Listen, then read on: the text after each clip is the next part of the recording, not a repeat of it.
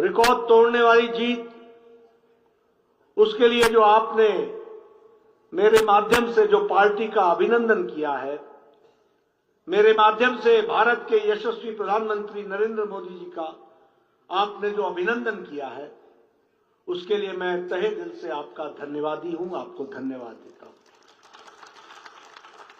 ये जीत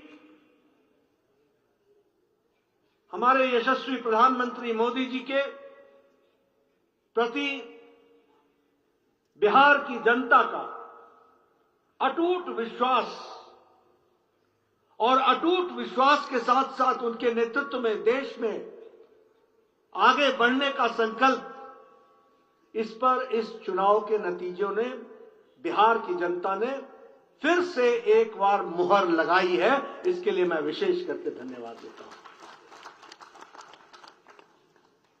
हमारी माताओं ने, बहनों ने, हमारे नौजवानों ने, युवाओं ने,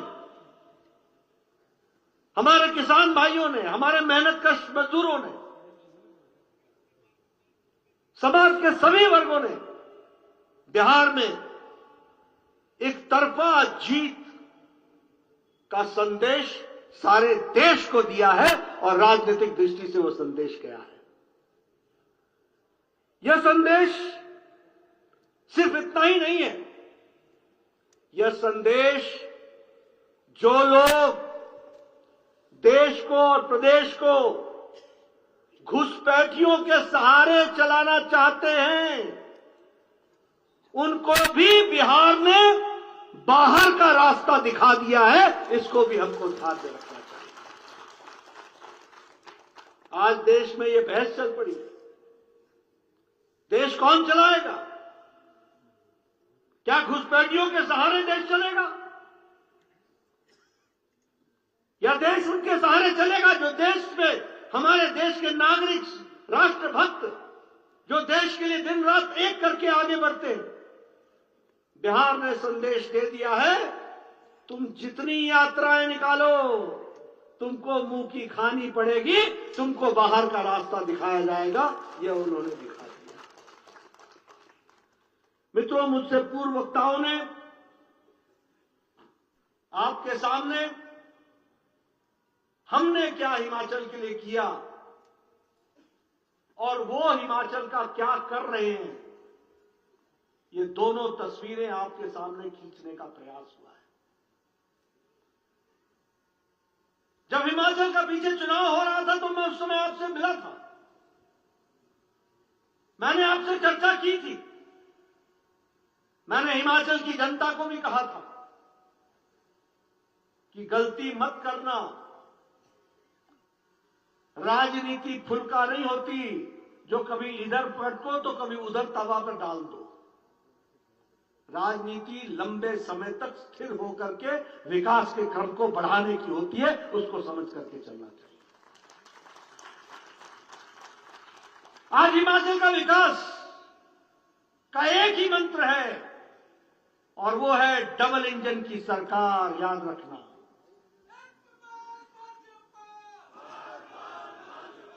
गाड़ी में एक तरफ पहिए होंगे और एक तरफ नहीं होंगे तो गाड़ी चलेगी नहीं।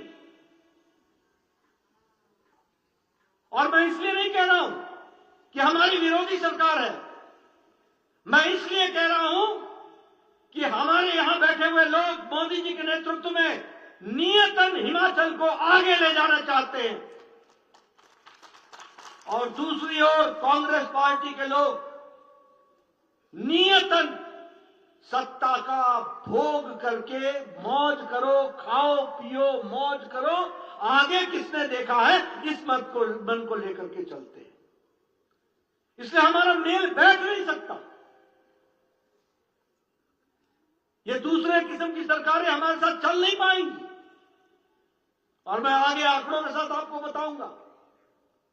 सिर्फ मैं इसलिए नहीं बोल रहा हूं कि मुझे बोलना है क्योंकि मैं राजनीतिक दृष्टि से भारतीय जनता पार्टी का अध्यक्ष हूं।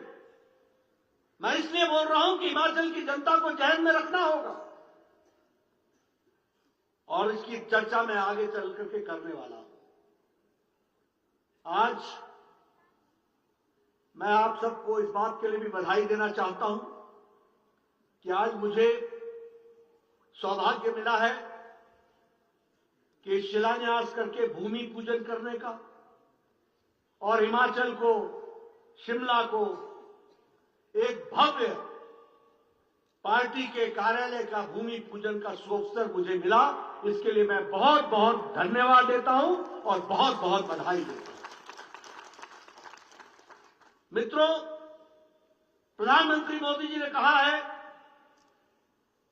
कि हमारे कार्यालय अच्छे सुसज्जित होने चाहिए, मॉडर्न फैसिलिटीज से इक्विप्ड होने चाहिए, हमारे कार्यकर्ताओं को वहां रिसर्च करने का मौका मिले, सोशल मीडिया को हम अलग से स्थान दें, हमारे रिसर्च की ट्रेनिंग का सेंटर बने, मंथन हो, और इसलिए हर आधुनिक सुविधा के साथ कार्यालय बनाने की योजना उन्होंने हम सबके सामने रखी थी। मुझे बताते हुए खुशी हो रही है कि 787 कार्यालय बनाने का हमने लक्ष्य रखा। जहां जहां हमारा काम है वहां जिले में हमने पार्टी के कार्यालय का 787 का लक्ष्य रखा।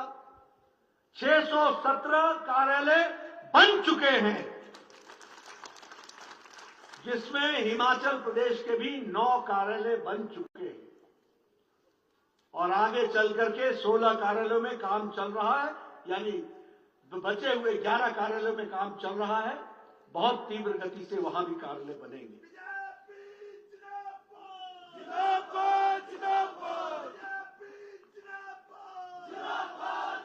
मित्रों, किसी भी पार्टी को चलने के लिए मैं बार बार बोलता हूं 5 क चाहिए। सबसे पहले तो कार्यकर्ता चाहिए,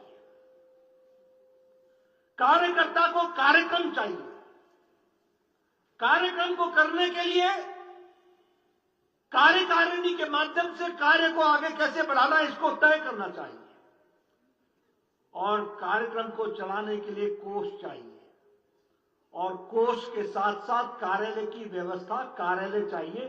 5 क चाहिए। हमारे पास कार्यकर्ता है, हमारे पास कार्यक्रम है, हमारे पास कार्यकारिणी है। आप सबके आशीर्वाद से कोष के माध्यम से कार्यालय बनने का तैयारी चल रही है, इसको भी हमको समझना चाहिए। और ये कार्यालय नहीं है, ये संस्कार केंद्र है।